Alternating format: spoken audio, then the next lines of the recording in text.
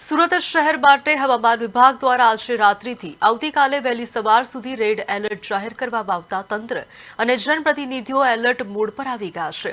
ભારે વરસાદ અને જળબંબાકારની સંભાવનાને ધ્યાનમાં રાખીને નાગરિકોને બિનજરૂરી રીતે ઘરની બહાર ન નીકળવાની અપીલ કરવામાં આવી છે। નાગરિકોને માત્ર મેડિકલ અથવા અન્ય અત્યંત જરૂરી ઇમરજન્સી હોય ત્યારે જ બહાર નીકળવા અને સુરક્ષિત સ્થળે રહેવા માટે અનુરોધ કરવામાં આવ્યો છે।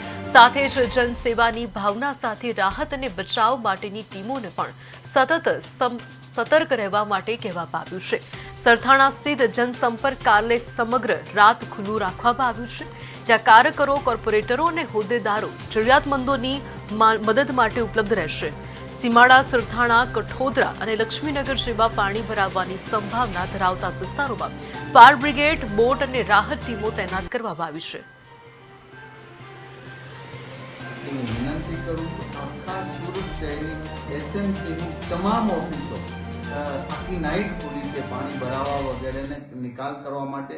ફાયર બ્રિગેડ પણ જ્યાં જ્યાં પાણી ભરાય છે ત્યાં બધી જ જગ્યાએ એમની વ્યવસ્થા ગોઠવવામાં આવી છે। આ રીતે આપણે સહયોગ આપીશું તો ચોક્કસ આપણે ઈશ્વરને પ્રાર્થના કરીએ કંઈ જ ન થાય, પણ સેફટી બહુ જરૂરી છે। ગભરાવાની જરૂર પણ નથી, કારણ કે ઇમરજન્સી માટે તંત્ર સજ્જ છે। એટલે હું વિનંતી કરું છું, આખા સુરત શહેરની એસએમસીની તમામ ઓફિસો આખી નાઇટ ખુલી છે પાણી ભરાવા